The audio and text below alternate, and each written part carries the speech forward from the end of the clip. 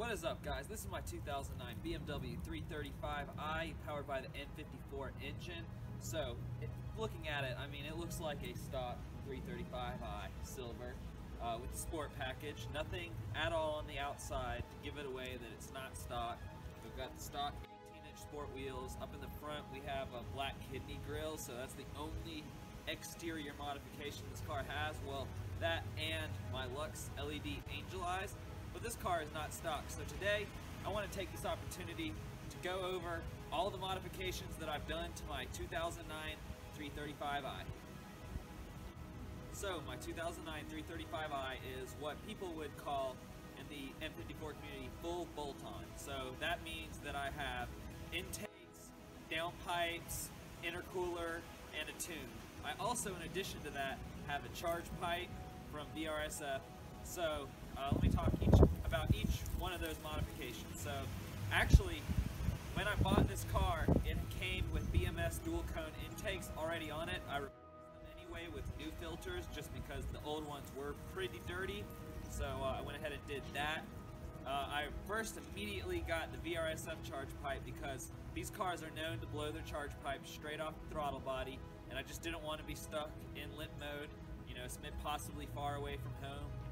Being stranded on the side of the road, reduced power, just not a good thing at all to have happen to you. So yeah, I went ahead and replaced that charge pipe. It was my first modification when I got the car. I also have added ARM downpipes. So downpipes on a turbo car, if you don't know, are basically like headers on a naturally aspirated car. It's where the catalytic converter goes, and basically, you know, it's just a cat delete. So you are you know, allowing your turbos to spool faster, make more power, exhaust gases escape the engine more freely, and you can crank up the boost. And who doesn't want to crank up the boost on one of these things? So, supporting modifications to handle the power, I replaced my boost solenoids. They didn't really show any signs of going out, but they were making a bit of noise. So I replaced them. I replaced all of the vacuum lines that were the stock brittle ones, and I replaced them with these blue, I can't remember the name of the company, Ferocious Motorsports, that's who makes them, and they're blue. You can get them in black, you can get them in red. I got them in blue. I thought it would contrast nicely with my red air filters from BMS. So this car is turbocharged, direct injected, and if you know anything about turbos and direct injection and all of that, then you're going to know that these cars suffer from carbon buildup on the intake ports. And one thing you can do to prevent that is to add an oil catch can. So I added a knockoff catch can. It looks just like the one from BMS. Probably comes off the same assembly line. It's quite a useful thing to have, and if you want to see how effective it is, you can check out my video on changing the oil.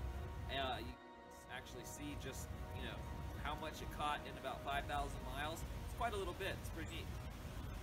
Okay, so now we can move on to the interior of the car.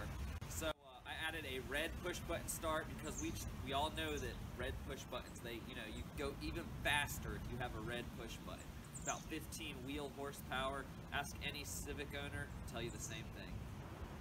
Alright, in addition to that, I vinyl wrapped all the wood trim with this matte carbon fiber stuff. It really made the interior look better. I know I got some hate in the comments on that video saying it's not real carbon fiber. I never claimed it was real carbon fiber anywhere in that, so in terms of modifications to the interior, that's really it. I changed all the door handles that were gray, just like the rest of the car, to black ones. Now I did this partly to make the car look better, but another reason for doing it was because they were like nasty and sticky, so they really had to be replaced regardless. And I just thought the black made it look better, especially with the carbon fiber wrap on the trim.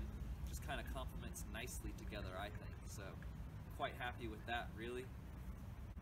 So the last but not least modifications to the car would be the rest of the exhaust. So I took it to a local muffler shop, had the resonator cut out, the muffler cut out, an X pipe put in where the where the resonator used to be, and just straight piped out the back. And boy, it's loud. So I really think I want to get a proper exhaust for the car. I was thinking about the VRSF exhaust. I've heard some clips on YouTube. It sounds pretty good. You know, easy to bolt right up. Can install it myself. I also want to go for a custom tune.